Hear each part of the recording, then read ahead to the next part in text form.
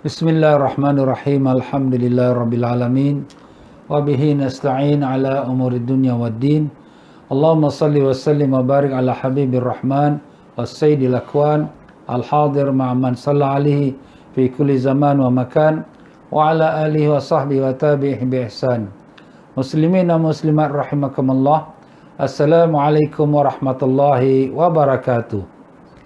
Alhamdulillah, syukur pada Allah Ta'ala yang telah melanjutkan usia kita sehinggalah pada hari ini tanggal 23 Ramadan bersamaan dengan tanggal 16 hari bulan Mei. Ya, para jemaah sekalian semua, apa khabar? Alhamdulillah, mudah-mudahan Allah panjangkan umur dalam sihat walafiat, disembuhkan semua penyakit, dikabulkan sekalian hajat, dibukakan pintu ma'rifat, dimatikan dalam iman, dalam Islam, dalam husnul khatimah dengan berkat syafaat Nabi Rasulullah sallallahu alaihi wasallam. Allahumma amin ya rabbal alamin. Ya, para jemaah yang dikasihi Allah, alhamdulillah kita telah mulakan kuliah kita ini daripada sebelum Ramadan, daripada tanggal 10 April dan sampailah ke hari ini. Sudah lebih daripada sebulan. Dan setiap hari kita mempunyai bermacam-macam tazkirah, maupun daripada pengajian tentang puasa dan sekalian hukum ahkamnya, dan maupun daripada bab solat tarawih dan solat witir, bacaan Al-Quran dan terhadap ibu ayah kita, dan juga dalam membicarakan tentang Lailatul Qadar. Alhamdulillah, kita juga telah huraikan amalan-amalan yang sebaik-baiknya dapat dikerjakan pada malam itu Qadar, dan bilakan yang dianggapkan kemungkinan berlaku Lailatul Qadar, semuanya telah kita selesai bicarakan. Tetapi tuan-tuan dan puan-puan rahimakumullah, amalan yang kita lakukan ini, bagaimana kita nak dapat pastikan yang amalan itu benar-benar diterima oleh Allah SWT? Kerana kita bimbang, kita takut amalan kita ini kita syok sendiri saja, tapi sebenarnya di sisi Allah tak ada apa-apa nilai pun. Maka dengan itulah pada petang ini tazkirah Ramadan akan kita bawakan sepotong hadis yang telah diriwayatkan daripada Abdullah bin Mubarak, yang di mana beliau telah bersandarkan pada kisahnya Sayyidina Muaz bin Jabal radhiyallahu an, seorang sahabat Nabi kita Rasulullah sallallahu alaihi wasallam, di mana beliau telah didatangi oleh seorang lelaki dan berkata kepadanya, ceritakanlah kepadaku sepotong hadis yang kau telah dengar daripada Rasulullah sallallahu alaihi wasallam. Lalu Sayyidina Muaz pun menangis. Bila Sayyidina Muaz ni bila nak ceritakan hadis yang diminta oleh teman tu, dia menangis dulu. Kenapa? Kerana dia nak menceritakan satu hadis yang agak berat dan yang agak penting. Kalau tak diceritakan, nanti kita pula tak dapatkan ilmu. Kalau diceritakan, maka kita pula akan menjadi sedih. Tapi nak tidak pun kena ceritakan juga. Maka begitulah Sayyidina Muaz menangis sehingga disangka-sangka dia tidak akan berhenti. Tetapi kemudian dia pun berdiam, dia pun berhenti, dan kemudian dia pun berkata, Muaz Jabal radhiyallahu mengatakan, aku telah dengar Rasulullah sallallahu alaihi wasallam berkata padaku, wahai Muaz. Maka aku pun menjawab, labbaika bi abi wa ummi anta ya Rasulullah. Maka baginda Nabi sallallahu alaihi wasallam pun bersabda, sesungguhnya aku mahu memberitahu kamu suatu hadis yang mana jika engkau memeliharanya, nescaya dia memberi manfaat kepadamu, dan jika engkau sia-siakannya, maka tidak memeliharanya, nescaya terputuslah hujamu di sisi Allah pada hari kiamat. Wah, ini penting ni. Maknanya hadis ini yang Nabi sendiri nak beritahu pada Sayyidina Muaz adalah sangat manfaat, dan kalau kita abaikan, kita sia-siakan, tak ambil peduli, maka kita akan terputus hujah kita. Tak dapat kita nak menjawab dari besok di mahkamah Allah SWT. Allah apa tu? Hadis yang besar sangat ke tu? Ya. Begitulah Nabi sallallahu alaihi wasallam pun berkata, wahai Muaz, sesungguhnya Allah SWT telah menjadikan 7 malaikat sebelum menjadikan 7 petala langit dan 7 petala bumi. Dan kemudian malaikat-malaikat itu dia diletakkan di setiap daripada pintu-pintu langit yang 7. Jadi Allah jadikan 7 malaikat. Setiap satu malaikat menjaga satu pintu langit. Dan Allah SWT telah mengagungkan malaikat ni Mana hebatnya malaikat ni? Kerana mempunyai tugas yang besar. Maka Nabi sallallahu alaihi wasallam pun berkata, "Ya Muaz, malaikat yang menjaga amalan hamba Allah naik daripada pagi hingga menjelang petang. Dia mempunyai cahaya seperti nur matahari hingga sampai ke langit yang pertama dengan membawa amalan tu yang telah disucikan dan diperbanyakkan." Kita semua beriman, di sisi kita ni ada malaikat. Malaikat ini yang menuliskan amalan kita. Dia digelarkan Raqib dan Atid, dan juga dinamakan malaikat hafazah, penjaga kita. Jadi malaikat ini dia akan bergilir ganti, ada shift. Waktunya pagi lepas subuh dan waktunya petang lepas asar. Ini dua waktu ni, iaitu malaikat bergilir ganti. Jadi kalau malaikat yang jaga kita daripada malam, dia akan sampai ke pagi subuh, dia akan naik kepada Allah, bawa amalan kita sampailah kepada Allah. Dan malaikat yang jaga pagi pula, dia akan turun pula, turun pada waktu lepas subuh. Dan dia pun akan tulis semua amalan kita sampai waktu petang ini, lepas asar. Dan kemudian dia akan naik kepada Allah Ta'ala, bawa buku amalan kita. Dan nanti malaikat yang jaga malam pula, dia akan gantikan pada waktu petang asar untuk sampai ke besok. Begitulah bergilir ganti. Itulah yang Nabi mengatakan, ya ta'aqabuna malaikatun bil laili wa malaikatun bin nahar. Bergilir ganti malaikat menjaga siang hari dan berjaga siang dan jaga malam. Semuanya waktu shiftnya subuh dan lepas asar. Sebab tu lepas subuh lepas asar ni jangan kita tidur. Kerana itulah masa malaikat nak angkat amalan kita atau nak buka buku pada saat pertama nak tulis. Jadi lepas subuh, lepas asar ni kita isikan dengan amalan, zikrullah, baca Quran, ataupun dengan kita menghadiri majlis ilmu. Jadi malaikat yang menjaga amalan hamba ini waktu malam, lepas subuh dia bawa naik lah. Dan ada malaikat pula dia lepas asar pula, dia jaga pada pagi sampai ke petang. Dia pun dah tutup buku dia, dia pun bawa naik. Jadi ada satu hamba Allah ni, malaikat hafazah ni bawa naik amalan dia. Dia punya terangnya cahaya amalan dia, Masya Allah, macam matahari nur dia. Wow, terang. Bagus amalan orang ni. Malaikat pun rasa, wah baguslah dia ni amalan ni banyak lah. Wah, dia ni amalan ni bersih lah.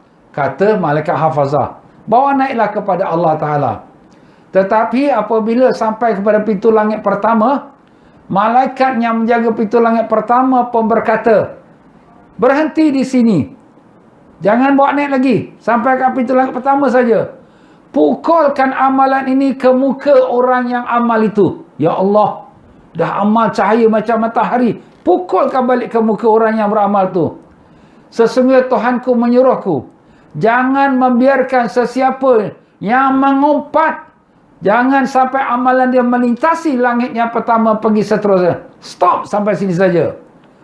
Maka di sini tuan-tuan dan puan-puan, kita tahulah amalan kita di langit yang pertama akan ditahan oleh malaikat itu yang jaga pintu langit pertama, kerana bukan amalan dia salah, bukan rukun sembahyang tak cukup, bukan baca Quran dia tak betul. Semua bagus dah. Tapi lidah, dia ni kaki mengumpat cerita hal orang, suka mencerita keburukan orang. Itulah dia amalan yang menjadikan amalan orang yang beribadat ini dicampak balik di langit pertama, dibuang kat muka orang yang beramal. Na'udzubillah ya Allah. Selamatkanlah kami daripada dosa mengumpat ya Allah. Bersihkanlah lidah kami daripada berkata buruk kepada saudara-saudara kami ya Allah, dengan berkat syafaat Nabi Rasulullah sallallahu alaihi wasallam. Itulah dia tuan-tuan dan puan-puan. Sebab tu di sini kita jangan kita cerita keburukan orang. Habis ustaz, ni kita cakap ni betul ni memang dia ada buat macam tu. Walaupun betul, tapi kalau itu kita mencerita keburukan saudara kita di belakangnya, itulah mengumpat. Pernah satu masa Nabi sallallahu alaihi wasallam melalui sekumpulan sahabat, mereka sedang menceritakan keburukan saudara dia yang lain yang tak ada di situ. Maka Nabi pun kata, "Oi, jangan kau mengumpat." Mereka kata, "Ya Rasulullah, yang kami cakap ni benar betul." Nabi sallallahu alaihi wasallam kata, Kalau betul, itulah mengumpat. Kalau tak betul, itulah fitnah. Dua-dua tak boleh. Nampak tuan-tuan? Jadi jangan kita ingat dengan kita cakap tu betul tu, boleh kita cakap. Tapi yang kita cakap tu apa? Menceritakan keburukan saudara kita di belakang dia. Kalau dia dengar, sudah tentu dia akan marah. Itulah nama yang mengumpat. Sebab tu di sini kita ni kalau duduk ramai-ramai ni, kalau boleh elakkan. Ni bagus juga ni kita Ramadan tahun ini, Ramadan istimewa. Macam mana istimewa? Stay home, duduk rumah. Jadi kita tak campur orang, tak campur kawan. Sebab maklumlah campur kawan ni ada aja cerita. Lebih lagi maaf kata kalau orang perempuan pula. Kenapa ustaz cakap orang perempuan? Itu biasalah kan.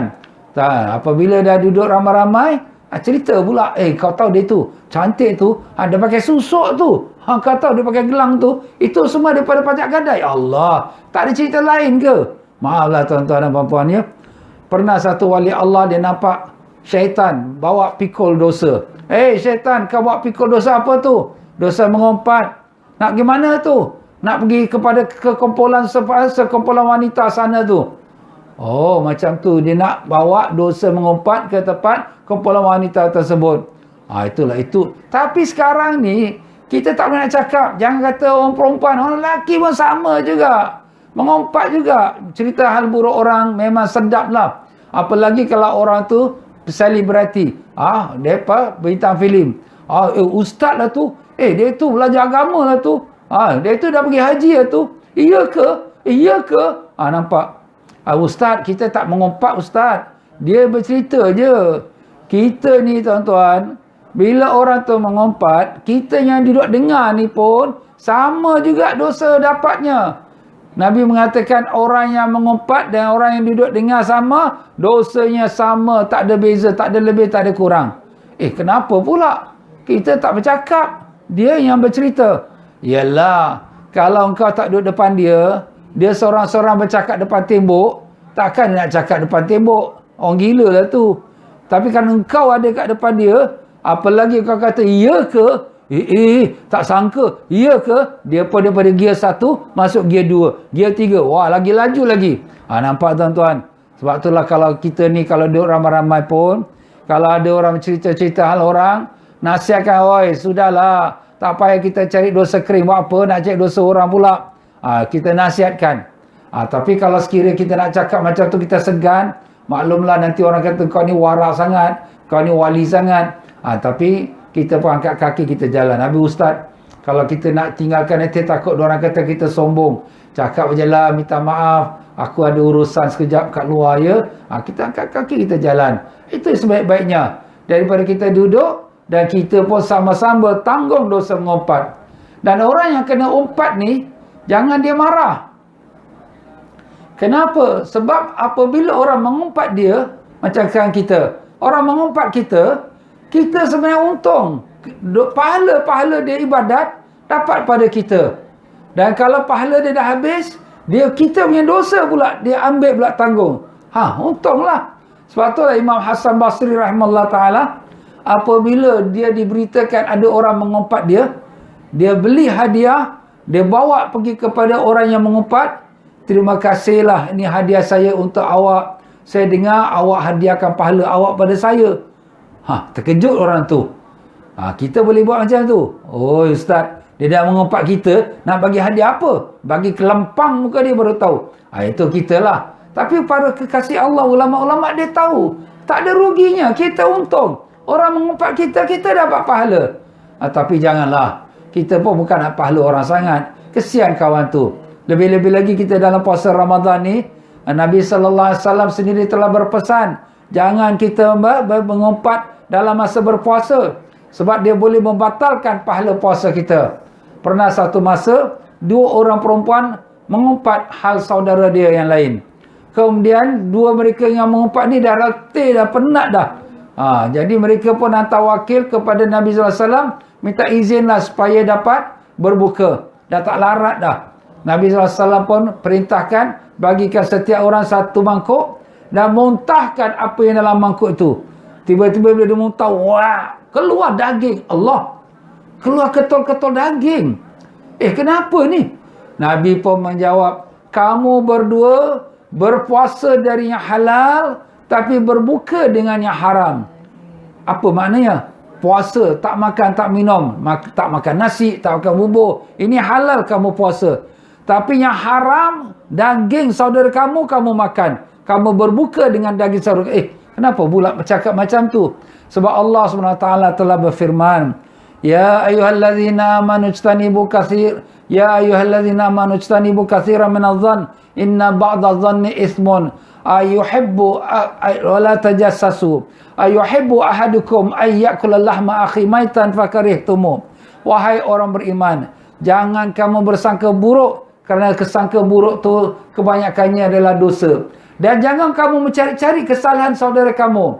Apakah kamu suka memakan daging saudara kamu yang sudah mati? Pasti kamu tak suka. Jadi Allah SWT mengumpamakan orang yang menceritakan keburukan saudara dia sama seperti orang yang makan daging mayat saudara dia. Tuan-tuan, kalau daging kambing, daging ayam, kita kata ni bangkai, ini bukan disembelih, nak makan? Tak mahu kan? Apa lagi pula kita kata ini daging orang Islam mati ni, kita nak makan. Daging orang kita tak mau. Lagi tak mau. Saudara Islam kita pula, lagi kita takut. Itulah dia Allah nak gambarkan. Jijiknya orang yang mengumpat itu seperti dia memakan daging saudara dia yang sudah mati. Allahumma ya Allah, lindungilah kami daripada dosa mengumpat ya Allah. Ya Allah, jagalah lidah kami ya Allah. Janganlah kau biarkan lidah kami berkata dengan sewenang-wenangnya. Ya Allah, peliharalah ibadah puasa kami supaya tidak dirosakkan dengan amalan-amalan yang merosakkan pahala-pahala puasa kami. Dengan berkat syafaat Nabi Rasulullah SAW. Allahumma amin ya rabbal alamin. Nampak tuan-tuan ya? Jadi kita dah buat ibadat, Alhamdulillah. Saya yakin ramai daripada kita yang mengikuti program Tazkirah ini sudah banyak membaca Quran, sudah bangun Qiyamul Lail, sudah banyak kita bersedekah. Bagus. Tapi ingat, lidah punya pasal, maka kita punya amalan semua ditolak oleh Allah. Na'udzubillah min zalik. Baiklah, Nabi SAW bersabda lagi, maka malaikat yang menjaga amalan hamba Allah itu membawa satu daripada amalan soleh seorang hamba yang lain pula, yang telah dianggap suci oleh malaikat dan dianggap banyak oleh malaikat hingga sampai ke pintu langit kedua. Alhamdulillah. Ini orang lain pula. Malaikat hafazahnya bawa amalan orang ni naik, lepas langit pertama. Kenapa? Dia tak ada mengumpat. Sampailah dia ke langit yang kedua. Apabila sampai ke pintu langit kedua, maka malaikat menjaga pintu langit kedua tu berkata, berhenti. Hai malaikat hafazah, stop sampai sini. Dan pukulkan amalan ni ke muka orangnya. Kenapa pula nak dipukul ke muka dia? Sesungguhnya dengan amalan itu dia bertujuan mendapatkan kemegahan dunia. Allah, Tuhanku telah menyuruhku jangan membiarkan amalannya melintasi di hadapanku untuk pergi selainku. Sesungguhnya dia seorang yang bermegah-megah kepada manusia di majlis-majlis mereka. Ini tuan-tuan, amalan dia dah betul. Sembahyang dia, Alhamdulillah, rukun cukup. Dia punya puasa pun cukup rukun dia. Dan begitu juga dia baca Quran, salat tahajud, Alhamdulillah, sedekah. Tapi sampai langit kedua, ditahan, dicampak balik ke muka Tuhan yang beramal. Sebabnya, sebab dia ni suka bermegah. Bermegah dengan orang apa yang dia buat, bermegah dengan orang apa yang dia ada.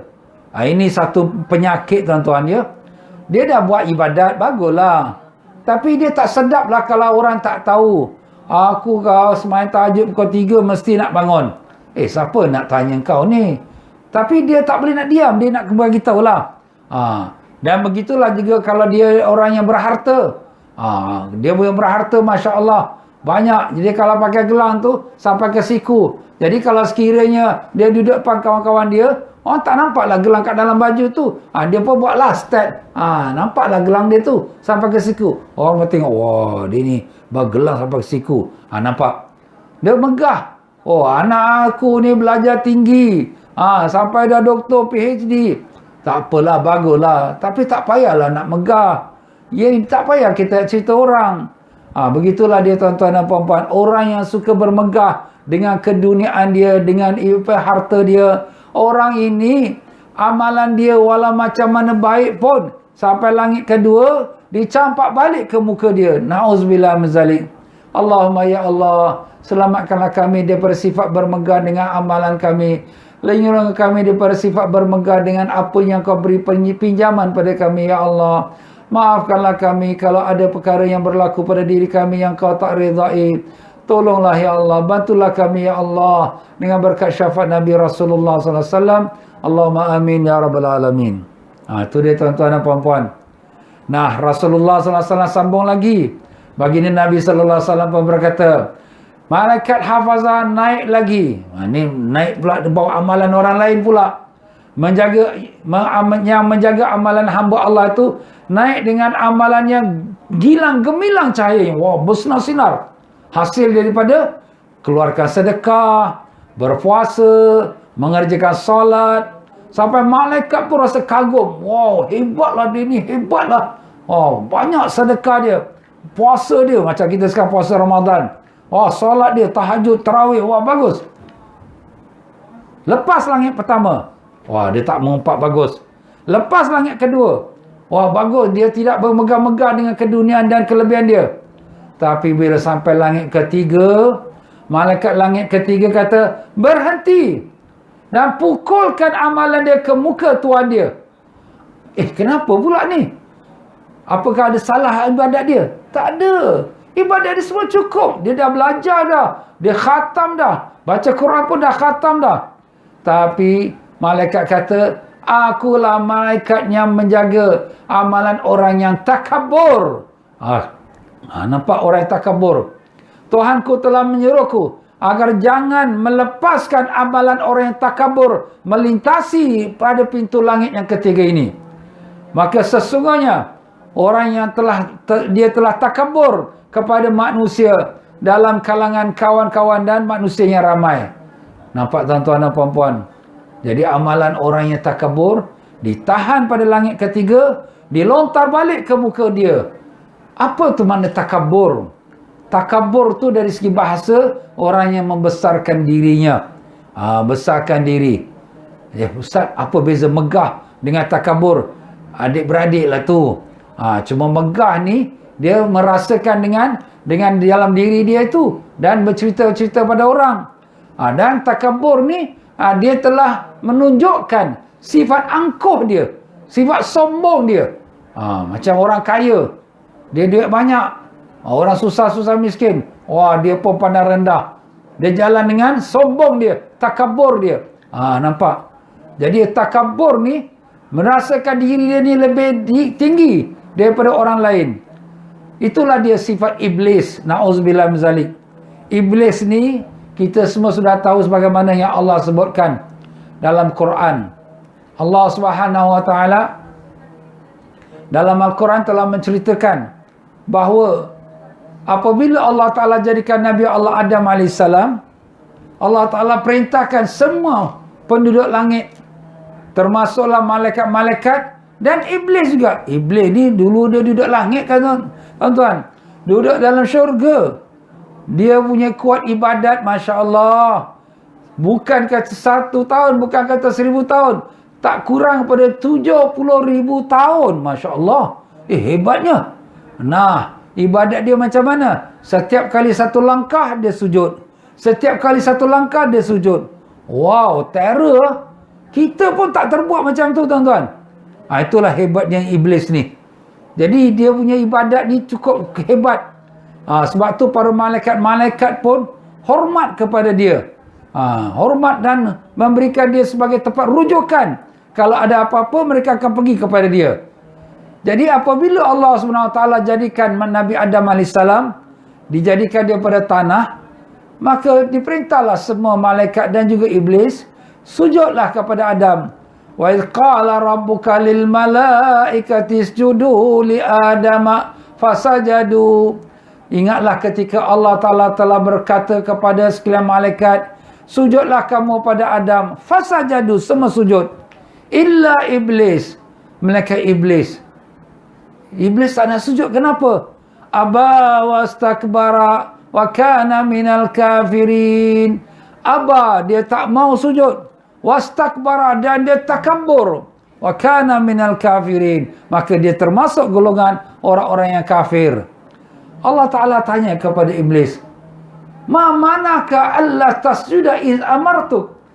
Apa yang menahan kau daripada sujud ketika aku perintah pada kau?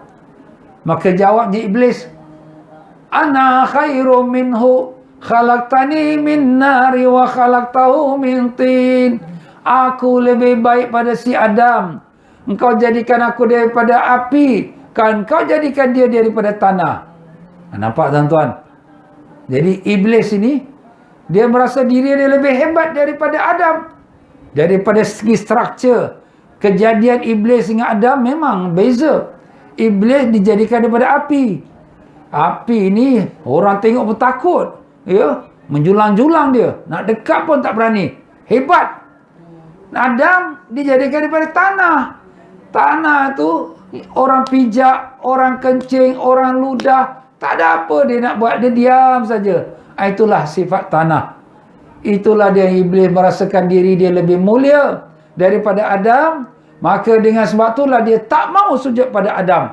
Dia rasa diri dia tak layak untuk nak sujud kepada yang lebih rendah daripada dia. Maka Allah Ta'ala pun mengerjamkan dia, mengeluarkan dia daripada syurga dan melaknatkan dia. Na'udzubillah min zalik. Begitulah dia tuan-tuan dan puan-puan. Kita dalam kita beribadat ini, jangan kita sombong dengan kita punya ibadat. Kita rasa aku semayang dapat khatam Quran, aku bangun tahajud, aku tarawih 20 rakaat, orang lain tak macam aku sedekah banyak, orang lain tak sedekah macam aku sedekah. Ini semua perasaan-perasaan yang bawa pada sifat kita megah. Kita rasa lebih baik. Apabila kita rasa kita lebih baik, ibadat kita, taat kita, ilmu kita, hatta ulama-ulama pun, kalau dia rasa lebih baik, ilmu dia lebih banyak lagi, dan amalan kita lebih baik lagi, lebih banyak lagi daripada orang lain, itulah sifat iblis sudah masuk. Takabur. Na'udzubillah min zalik. Nampak tuan-tuan? Jangan kita rasa kita lebih baik. Sehingga kan kata Al-Imam Ghazali rahimahullah ta'ala, kalau kita lihat orang ahli maksiat, jangan kita rasa kita lebih baik pada dia. Ustaz, dia maksiat, dia tak semayang, tak puasa, tak tutup aurat. Kenapa pula kita nak kata kita tak boleh lebih pada dia?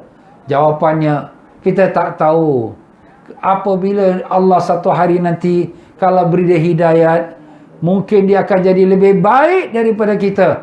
Dan telah banyak berlaku.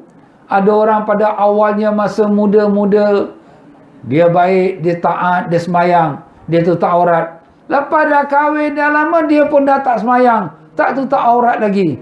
Ini berlaku. Dan terbalik pula, ada orang dulu tak semayang, tak tutup aurat, tetapi bila dia dah kahwin ataupun dah berumur, dia pun bertaubat pada Allah, dia pun berlaku baik, dan dia lebih baik daripada kita.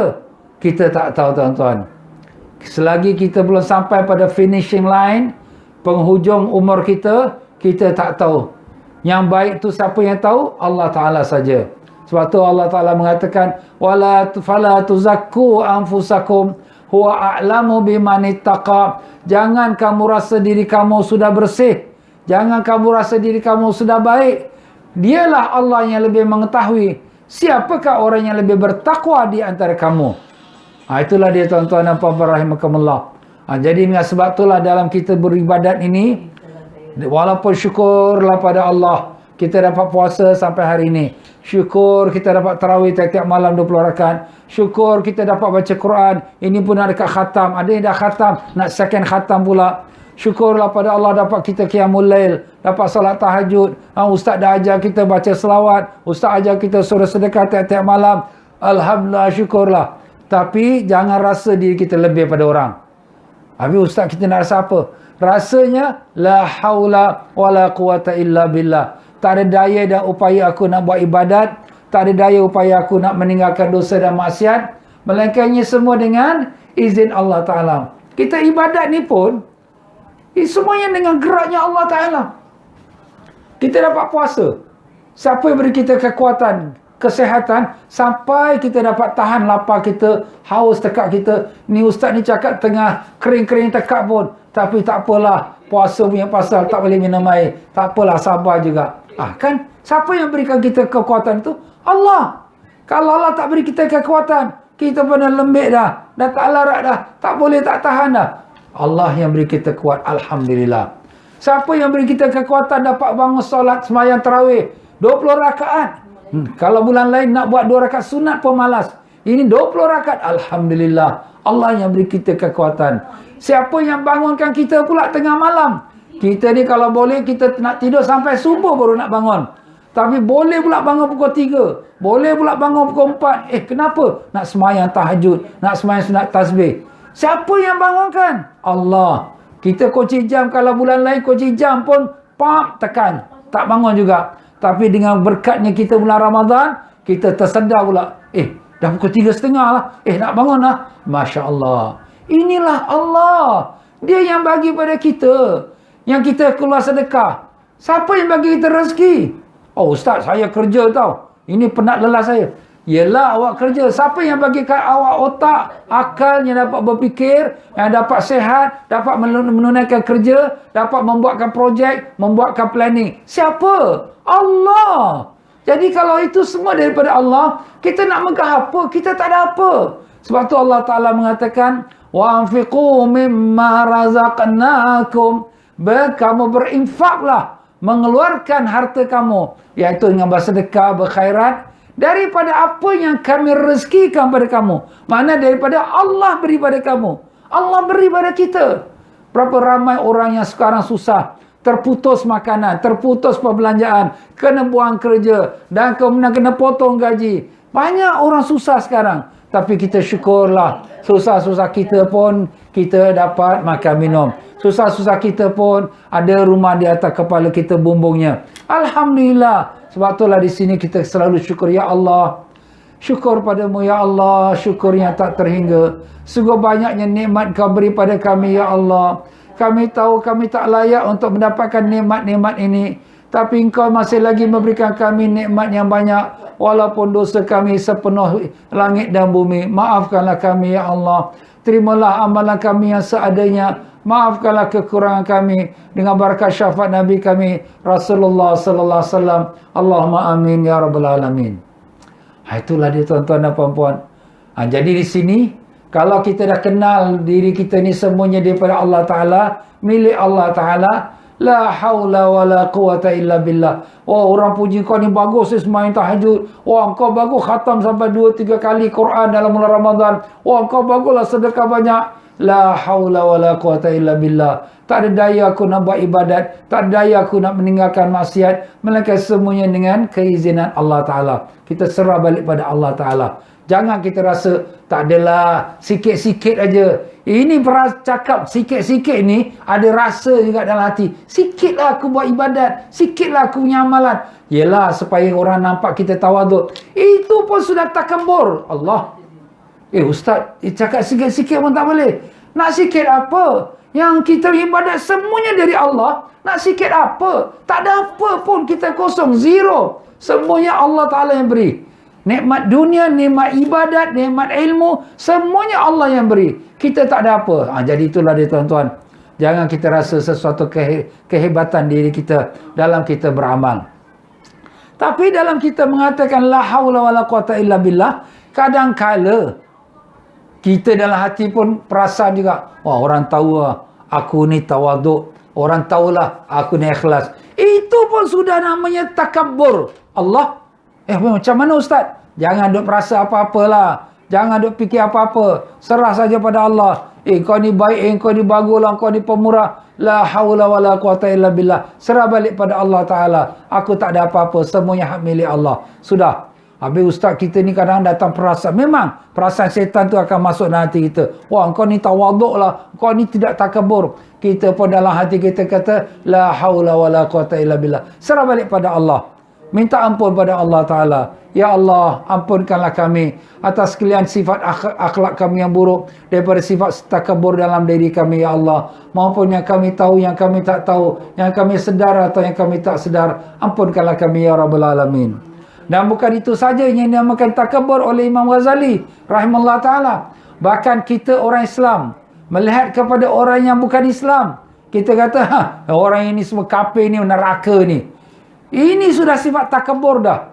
Ustaz, dah tentulah dia orang kafir kan. Dia masuk neraka lah. Dengan perasaan kita tu, kita ni orang Islam, kita rasa kita lebih baik, kita lebih megah, kita lebih mulia. Itulah sombong dan takabur yang dalam diri kita. Kenapa? Sebab kita tak tahu. Al-umur bi khawatimiha, kata Nabi SAW. Setiap perkara itu diukur di penghabisannya. Di penghabisan, kita tak tahu penghabisan umur kita, kita tak tahu penghabisan umur orang kafir itu. Mungkin si kafir itu pada akhir-akhir hayatnya Allah beri dia hidayat dan dia pun memeluk agama Islam dan dia pun beramal soleh, mati dia masuk syurga. Na'udzubillah, kita pula na'udzubillah, Allah tarik kita punya hidayat, kita pun jadi dosa pada maksiat. Na'udzubillah, kita pun mati masuk neraka. Na'udzubillah. Nampak tuan-tuan? Sebab kita tak tahu. Dan ini telah terbukti bagaimana cerita sahabat-sahabat Nabi SAW. Sayyidina Umar bin Khattab radhiyallahu an, seorang sahabat di mana pada asalnya sebelum dia memeluk agama Islam, dia adalah orang yang paling garang. Di mana dia ni pernah satu masa dalam riwayat menceritakan dia telah diberikan, Allah Ta'ala kurniakan dia seorang anak, tapi anak perempuan. Jadi zaman jahiliyah, anak-anak perempuan ni kalau dia dapat, dia tanam hidup-hidup. Begitulah Sayyidina Umar radhiyallahu an lakukan pada anak perempuan dia. Begitulah pada zaman Nabi sallallahu alaihi wasallam membuat dakwah. Dia telah bawa pedang dia nak pergi bunuh Nabi sallallahu alaihi wasallam. Berani dia, seorang-seorang dia datang nak jumpa Nabi sallallahu alaihi wasallam, nak bunuh Nabi sallallahu alaihi wasallam. Tapi apa jadi? Sebelum hari dia nak datang jumpa Nabi, Nabi telah doa pada Allah, Ya Allah, berilah kekuatan kepada Islam dengan dimasukkan Islam dan iman kepada Umar bin Khattab atau Amr bin al-Hisham. Amr bin Hisham tu iaitu Abu Jahal. Maka Allah Ta'ala telah pilih Sayyidina Umar. Dengan pedang dia datang menjumpa Nabi di rumah Al-Arqam bin Abil Arqam. Itulah rumah tempat Nabi mengembangkan dakwah Islam pada saat pertama di kota Mekah. Maka bila dia datang, semua sahabat-sahabat semua dah siap pegang pedang masing-masing. Nabi kata semua, jangan keluarkan pedang. Tunggu apa tindakan dia. Tiba-tiba dengan pedang dia datang depan Nabi SAW, dia pun mengucap, Asyhadu an la ilaha illallah wa asyhadu annaka Muhammadar Rasulullah. Allahu Akbar. Semua sahabat-sahabat takbir, Allahu Akbar. Maknanya dia sudah memeluk agama Islam. Subhanallah. Dengan niat nak bunuh Nabi, Allah bagi dia hidayat. Dia bertukar untuk menjadi seorang Muslim pula. Dan bukan sebagai seorang Muslim biasa. Bahkan Muslim yang pegang teguh pada ajaran Allah dan Rasul. Sehingga Nabi SAW berkata, kalau ada Nabi lepas aku, Umarlah orangnya. Hebat betul Sayyidina Umar ni. Nampak tuan-tuan? Dan begitu pula Nabi mengatakan, kalau sekiranya Umar lalu satu lorong, setan akan lari lorong yang lain. Setan nak jumpa Umar pun ketakutan. Tak berani nak seserempak pun tak berani. Takut lari tempat lain. Allah, hebatnya. Tapi asal dia apa? Asal dia ialah seorang kafir yang mana nak bunuh Nabi SAW. Allah, inilah tuan-tuan ya. Kita tak tahu siapa daripada orang kafir yang ada depan kita, jiran kita, kawan kita, yang akhirnya Allah berikan dia hidayat. Kita tak tahu. Kita doakan. Kita doakan minta Allah bagi dia hidayat. Kalau Allah nak bagi hidayat, walaupun dia tu pemabuk, walaupun dia tu penzina, walaupun dia tu orang maksiat, walaupun dia kafir, tapi kalau Allah nak bagi hidayat, Allah boleh bagi hidayat. Itu semua di tangan Allah. Sebab tu di sini jangan kita pandang rendah walaupun orang kafir. Dan begitu juga kata Imam Ghazali rahimahullah ta'ala, jangan kita pandang rendah kepada haiwan. Apabila kita pandang rendah pada haiwan, kita sudah merasa takabur kita tu lebih baik pada dia. Ustaz, haiwan ni tentulah dia binatang, takkanlah dia lebih pada kita. Ya, betul. Tetapi mana kita tahu dia masuk syurga ke kita masuk syurga? Dia tak masuk neraka. Kita belum tahu lagi.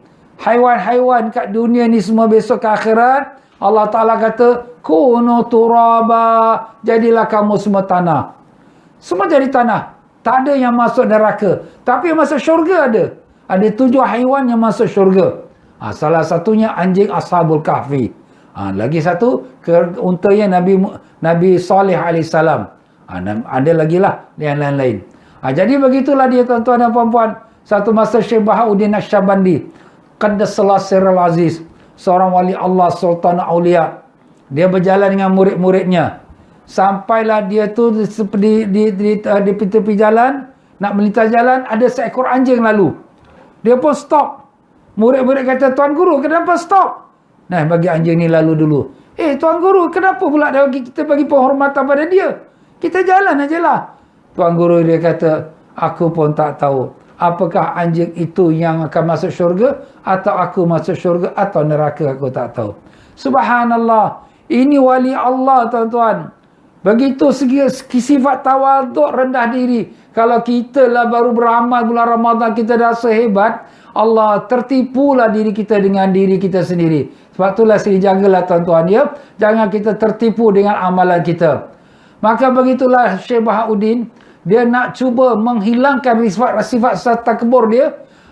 Kerja dia apa tuan-tuan? Selama 12 tahun. Dia kerja dia mencuci jamban madrasah. Cuci jamban madrasah. Zaman dulu punya jamban tuan-tuan, maaflah. Bukan macam kita zaman tarik, tak ada.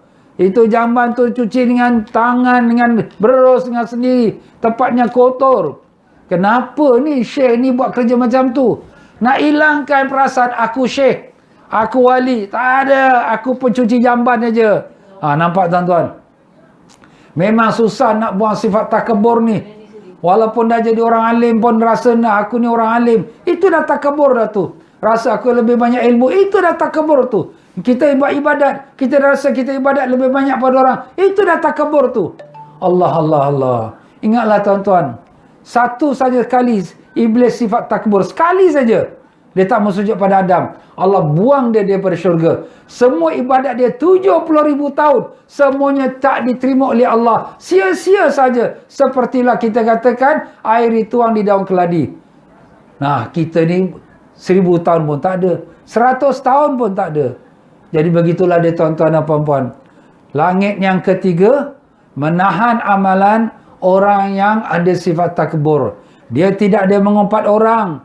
Dia tak ada bermegah dengan majlis orang. Tetapi dia ada sifat takbur, maka ditahan dia di langit yang ketiga. Jadi begitulah dia tuan-tuan dan puan-puan ya. Sebab tu di sini kita kena jagalah. Jangan sampai kita ada sifat takbur. Allahu alam. Jadi tuan-tuan dan puan-puan rahimakumullah, kita belum sampai langit keempat, kelima, keenam, ketujuh. Tapi masa kita ni sangat lokek lah. Bakhil masa kita. Tapi apa nak buat, tuan-tuan pun nak berbuka puasa. InsyaAllah, kalau Allah bagi kita sihat walafiat, semua kita mudah-mudahan Allah bagi panjang umur, sampailah kita dapat sempurnakan Ramadan tahun ini insyaAllah, amin ya rabbal alamin. Kita sambung lagi tazkirah kita pada esok petang. Jangan lupa tuan-tuan, jam 5:30 petang. Sampaikan, sharekanlah kita program kita ni pada kawan-kawan kita. Semoga mudah-mudahan semua mereka pun mendapat manfaatnya. Mudah-mudahan amalan kita tu bersih, tidak ada apa-apa gangguan sampailah dia menuju kepada Allah SWT. Allahumma ya Allah ya Tuhan kami, ampunkanlah kami atas ibadat kami yang ada banyak kesilapan dan kesalahan. Kami tak sangat bodoh dan kami sangat jahil ya Allah. Banyak perkara yang kami lakukan yang kau tak ridai. Banyak kesalahan kami ya Allah. Zahir kami seperti orang yang baik, tapi dalam hati kami kau saja yang tahu bagaimana jahatnya diri kami. Kami mohon pengampunan-Mu ya Allah. Engkau telah berjanji pada bulan Ramadan ini, Engkau memberikan pengampunan kepada hamba-hamba yang bermohon pengampunan.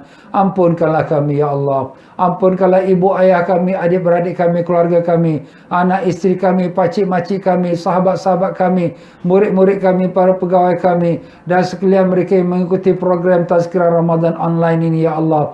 Dan sekalian kaum muslimin dan muslimat yang hidup dan yang mati. Ampunkanlah semua kami ya Allah. Allah. Ampunkanlah semua dosa kami yang zahir, yang batin, yang besar, yang kecil, yang kami tahu, yang kami tidak tahu, yang telah kami bertaubat kemudian kami ulangi kembali. Ampunkanlah kami ya Allah. Terimalah amalan kami yang seadanya ini ya Allah. Kami tahu amalan kami tak ada seberat debu pun di hadapan-Mu ya Allah. Kami tahu amalan kami penuh dengan kecacatan ya Allah. Tapi kami mohon dengan rahmat-Mu ya Allah. Terimalah seadanya apa yang kami kerjakan ini ya Allah.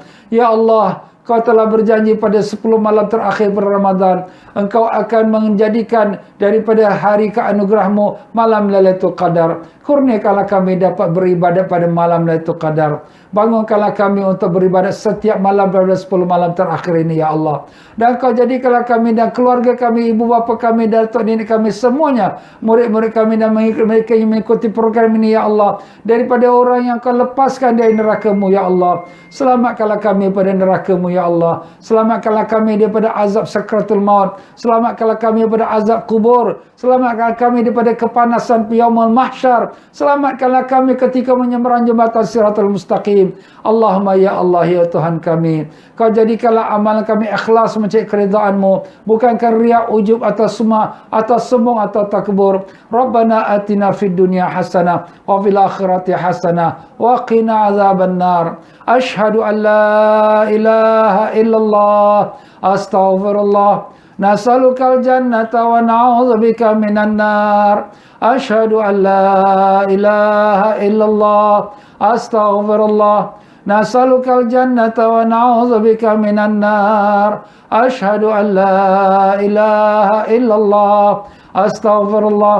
Nas'alukal jannata wa na'udzubika minan nar. Allahumma innaka 'afuwun tuhibbul 'afwa fa'fu 'anna. Allahumma innaka 'afuwun tuhibbul 'afwa fa'fu 'anna. Allahumma innaka 'afuwun lillahi rabbil alamin. Taqabbalallahu minkum minna wa minkum taqabbal ya karim. Wabillahi taufiq wal hidayah. Wassalamualaikum warahmatullahi wabarakatuh.